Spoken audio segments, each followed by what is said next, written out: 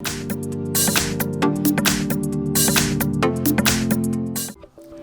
in front of me I have Garmin Fenix 6X and I'm gonna show you how to perform the soft reset on this device.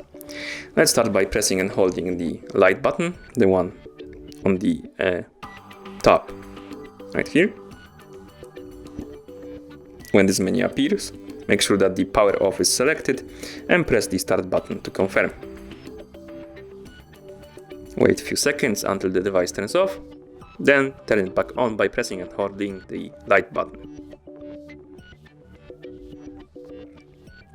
Now let's wait a few seconds.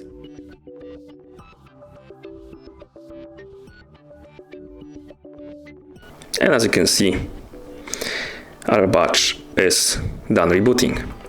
And that's how you perform the soft reset on this device. Thank you for watching.